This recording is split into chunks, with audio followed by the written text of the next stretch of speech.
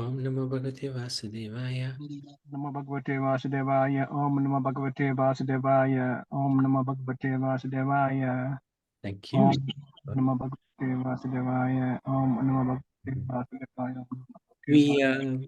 We seek the blessings of Radha Madhav, Radha Shyamsundar, Krishna Balaram, Bal Gopal, Gaunitai, Srila Prabhupada, Guru Maharaj, and the assembled devotees. So we continue with Sanatan Dharma and looking at the powerful administrators of this universe. And one of the most powerful is Lord Brahma. Apart from Lord Shiva, he is the most powerful. And he's in charge of the creation process. So let's have a look at how this creation process takes place. It is a brief summary. The first Purush, Karanadakshavi, he's the one who's lying on the ocean. From his skin holes, or pores of his skin, innumerable universes have sprung up. In each and every universe, the Purush, the Karanadaksha Vishnu, enters. So he expands as Garbhadaksha Vishnu, the second Vishnu. So the first Vishnu is the one on the ocean, lying on the ocean, breathing out. Second Vishnu is the one in every single universe. He is lying within the half of the universe which is full with the water of his body. And a lotus sprout from Vishnu's navel. So the lotus comes, the stem comes from Vishnu's navel. And on top of the stem, on top of the flower, on top of the lotus, Brahma, known as Swayambhu, was born, as we said, on top of the lotus. So let me just mute, if you don't mind. So, however, so Brahma is there. Let's just have a look if we can see a picture of that. There you go. There you go. There's Lord Brahma on top of the lotus, seated there. So he's appeared. However, Brahma, situated on the top and center of the lotus, could not see the world. Right? Wasn't actually in existence at that time because he's the one who's going to be given the tools to create. While moving his eyes in 4 directions to see, he obtained 4 heads. This is our Lord Brahma. He's got 4 heads because this is the smallest universe. There are other universes which are much bigger, and the Lord Brahmas have many more heads. And we'll see that later on. Brahma's bewilderment about the creation reveals that it is difficult to understand the mystery of creation by mental speculation, by our own mind. And that Brahma's power to create is not his own, but was coming from the Lord. This is the point we're trying to make. The Lord is giving Brahma the power to create. Brahma contemplated, who am I? Situated on top of this lotus, wherefrom has it sprouted? There must be something from which it is originating. He entered the lotus stem. So he actually went inside the stem. I think we got a picture of that. Yeah, so he's looking, can't find anything around him. So he enters this stem and he tries to go deep into the stem. But he could not trace out the root of the stem. Giving up on his unsuccessful search, he came back to the top of the lotus and he meditated on the Lord. So he realized he's not going to be able to find out how, what is this lotus all about? Who am I even? So he started meditating.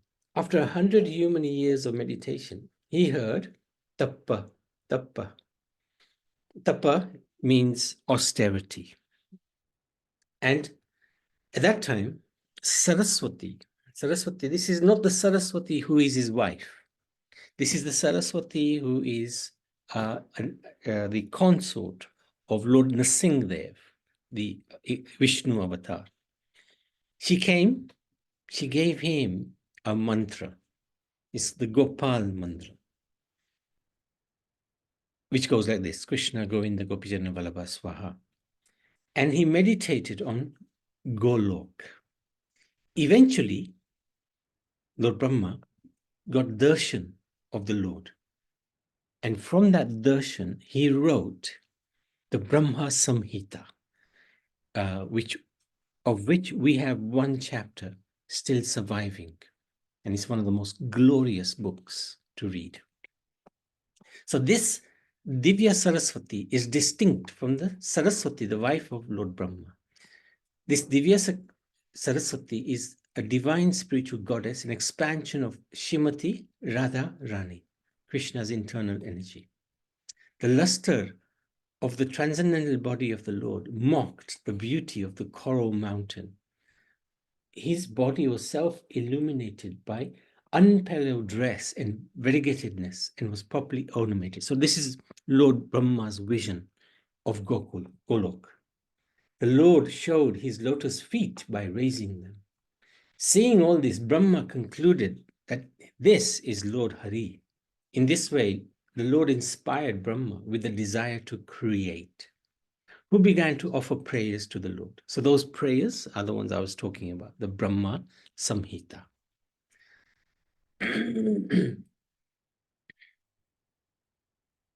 Brahma, who is the master of all the demigod engineers, engaged in the perfect design and working of the universal order. Within the stem of the lotus, there are 14 divisions of planetary systems. And the earthly planets are situated in the middle. So this is the structure of the universe. There's 14 planetary systems, and they're sort of aligned with the stem of the lotus. And Earth is in the middle. The upwards, there are better planets, and topmost system is called Brahmlok or Satyalok. Downwards from earthly planetary system, there are 7 lower planetary systems inhabited by the asuras and similar other materialistic living beings. So this is Lord Krishna inspiring Lord Brahma. Lord Brahma situated on the top of the lotus.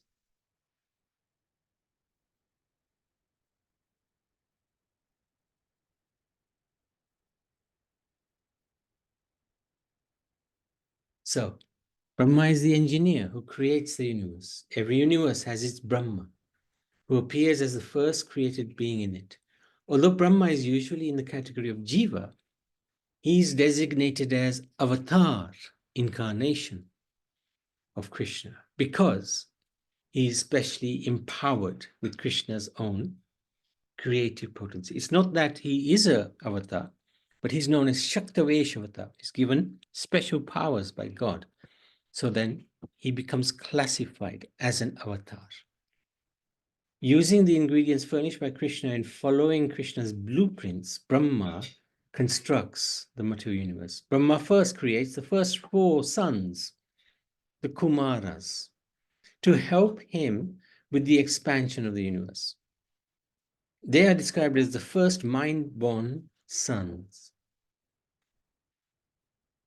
However, they were actually, although little, they were highly spiritually elevated.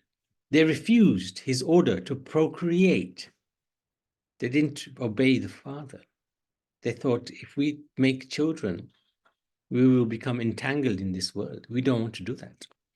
Instead, they devoted themselves to worshipping Brahman and to the practice of celibacy. This made Brahma furious. From his anger came Rudra.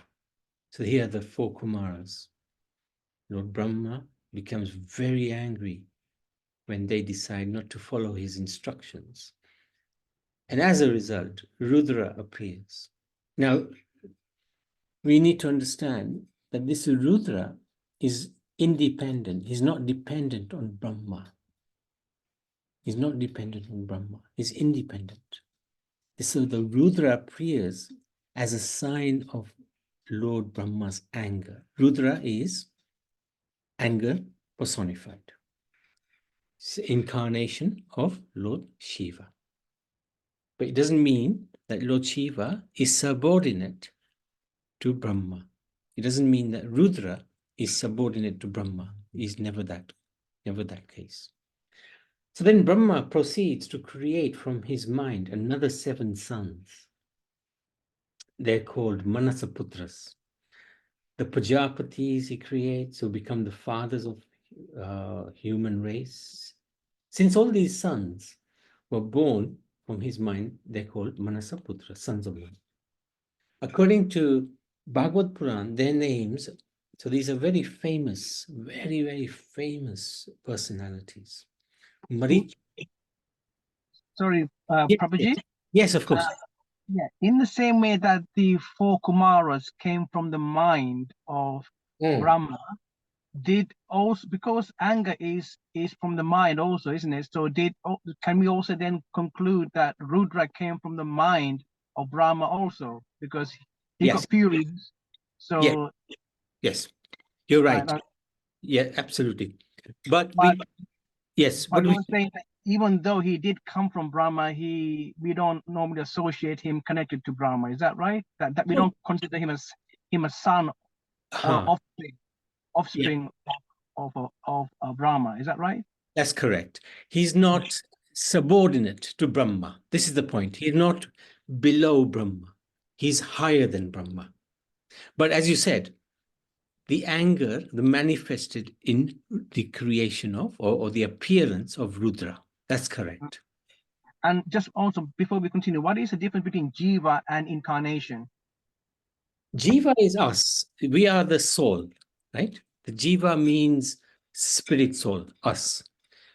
Now, when a jiva has been specially empowered by the Lord, he's still a jiva, he's not God, but he's been given special powers.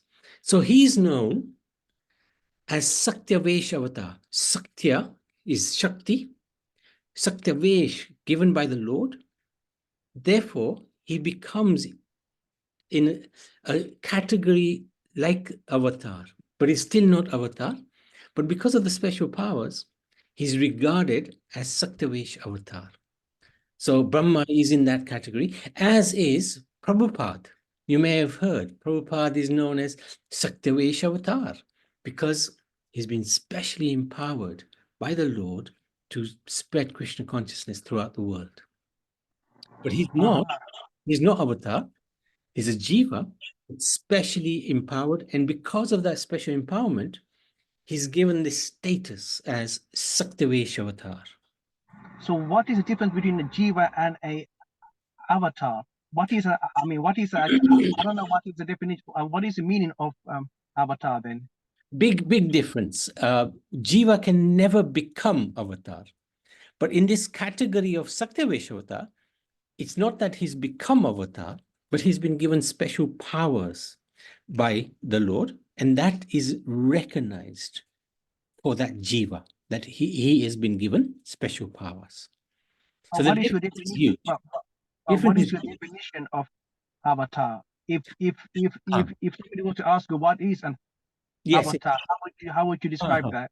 Avatar is effectively who is God, who is he has those 6 opulences in full, Right. which is all wealth, all knowledge, all beauty, all strength, all renunciation, and there's one more category. So he's got that in full. Now, even within the avatars, there are at least 7 major different types of avatars. And at one point, we will go through all those 7 different types of avatars. Okay. Yeah. And so Good. you're saying that Prabhupada is between jiva and No, avatar. he is Jiva, but Right. because the Lord has given him special powers, Right. he's categorized as Shaktivesh avatar, but he's still Jiva. Right. Jiva can never become God or avatar, Right. but they have a special category for these jivas who are specially empowered. Okay. Thank you. Good. Now, thank you for um, asking the questions to understand it better. It's good.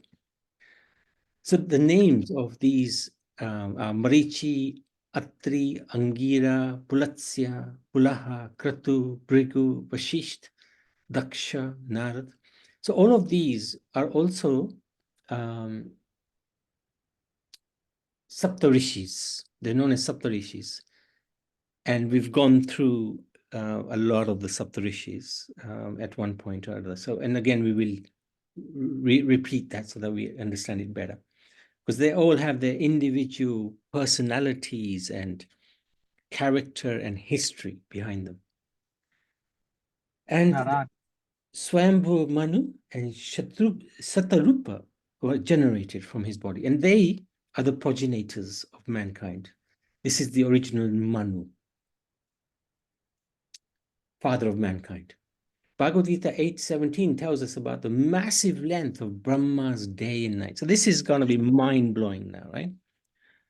Because in the Bhagavad Gita, Krishna explains, Sahasra Yuga Paryantam Aho Haryad Brahmano Vidu Ratrim Yuga Sahasrantam Deho Ratra Vido Jana. By human calculation, 1,000 great ages taken together is the duration of Brahma's day. And such also is the duration of his night. Inconceivably huge lifespan is calculated as follows. So this is really mind-blowing stuff. 1 12-hour daytime. Sorry, just get that phone.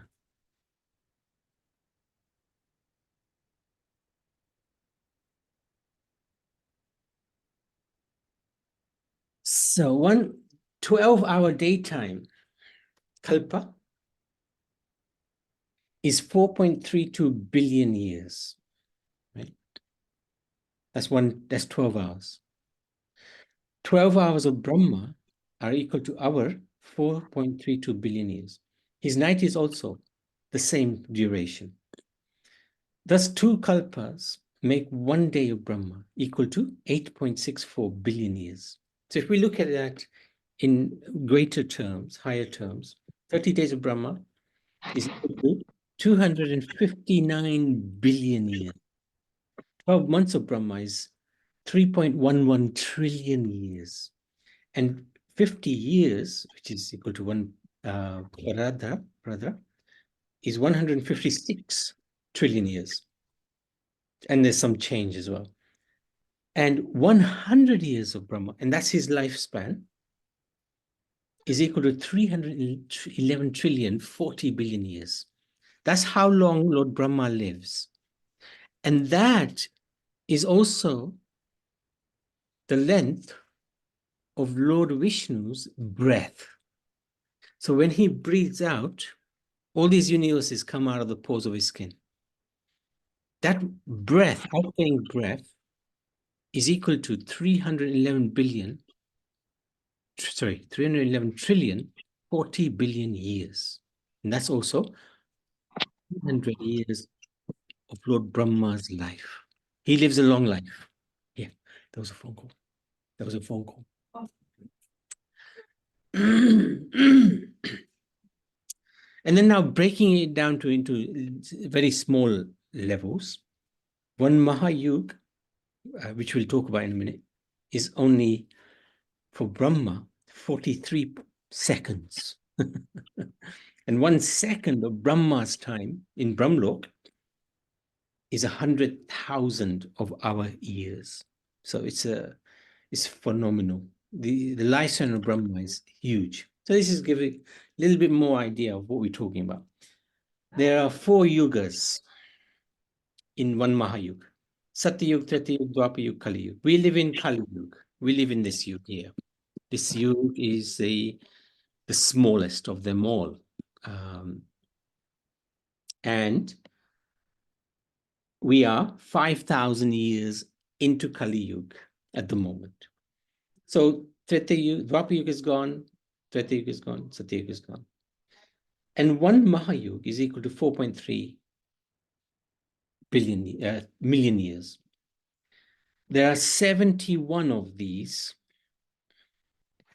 71 Mahayugas equal 1 Manu. So the Manu we are talking about, Swayambhu Manu, for example, he would go through 71 of these yugas. That's his lifespan, 306 million years. And in one day of Brahma, there are 14 of these Manus. So in total, as we talked about before, one day of Brahma is equal to 4.3 billion years. And there's a few gaps, 15 gaps, the sandhyas, between the Mahayugs.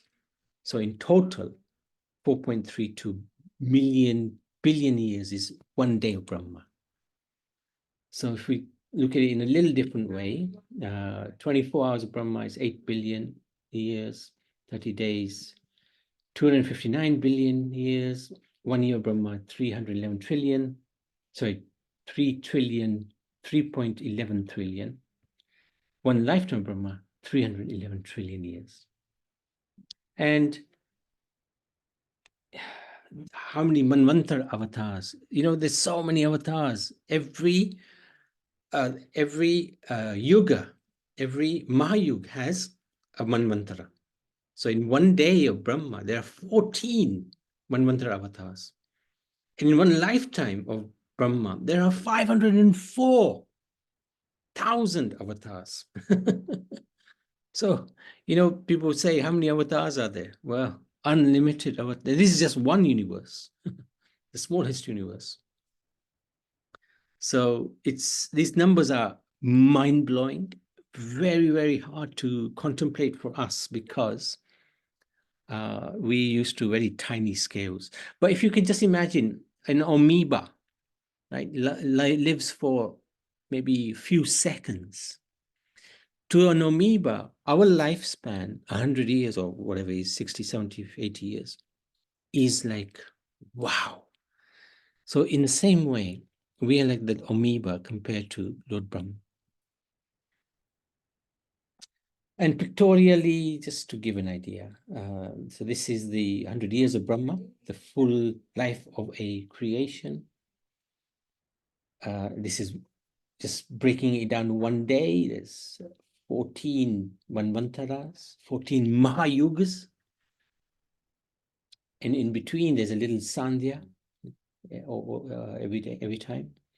And then breaking that down into the looking at one Manvantara is 306,000 years, million years, sorry. And then just looking at one out of the 71 Mahayugs, this is one yug, Mahayug. Out of that, we have Satya, Treta, Dwapara, Kali. So this takes a little while to get the head around. But this is what is described in the scriptures, in many of the Puranas. In fact, pretty much every single Purana has this description of the creation process and the length of Lord Brahma's life cycle. And let me just see what this is all about. Where are we now? How old is our Brahma right now? How old is he? So apparently 50 years have already gone of Lord Brahma. We are in the 51st year and the very first day of the 51st year. And within this day, 6 Manvantaras have already passed. We're in the 7th one. And his name is Vaivasvata. And within this one mantra, 27 of the 71 yugas have already passed. And we are in the 28th Mahayuga, in the 28th Kali Yuga. And this year, it began in 3102 BC. And so now, our Lord Brahma, this is his age, 155 trillion, 521 billion, 972 million, 949,122 years. And the time right now in Brahmlok is 11:28, just before noon. And remember, 1 second is equal to 100,000 of our years in Brahmlok. So, and this is just giving you an idea of exactly what we talked about, but in numbers. Mind-blowing stuff. Mind-blowing stuff.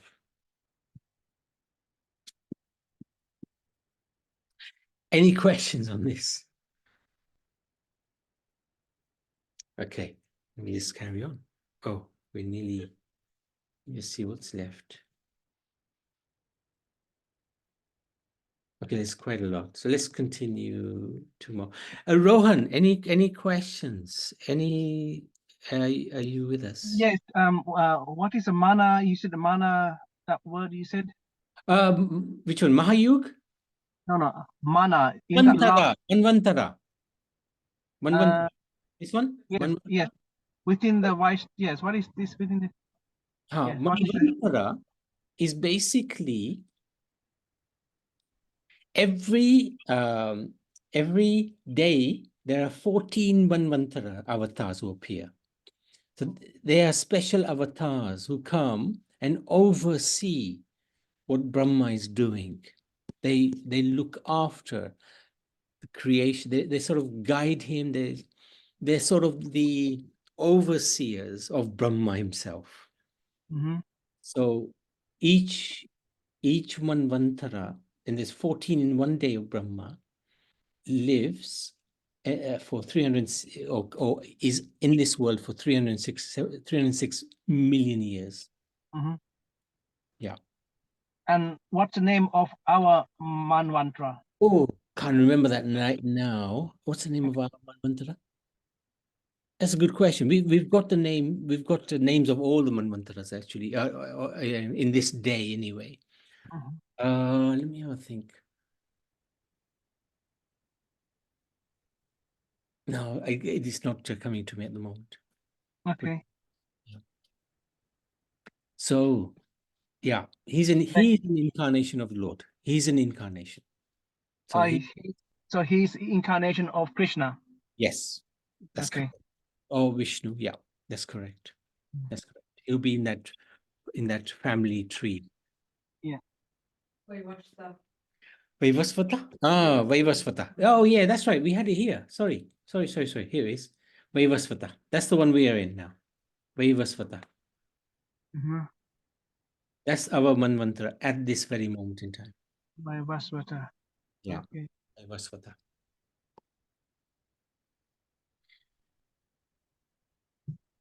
But yeah, these are mind-blowing numbers, huh? Especially if you're hearing for the first time. This is really... Hare Krishna, Prabhuji. Hare Krishna, Prabhu.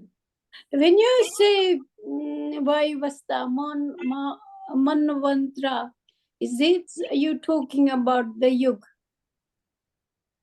We talk about the avatar. He's an avatar. He's not one of the Manus. Manus, there are many, many Manus. But he is like an overseer. The Manvantara is an incarnation of the Lord. Yeah, and he is basically guiding, looking after. So Manvantra, and what's the name you said? Vaivasvata. Vaivasvata. Vaivasta. We are in that year now. In his, yes, under his jurisdiction. Vaivasvata.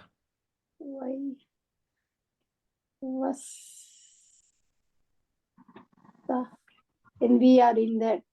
Okay, we are in that. Yeah. Correct. Thank you. Thank you. So let's stop there. And I mean, we got one more session, I think, on Lord Brahma tomorrow. And we can talk a little bit more about him specifically. What he looks like, what he holds, what are his,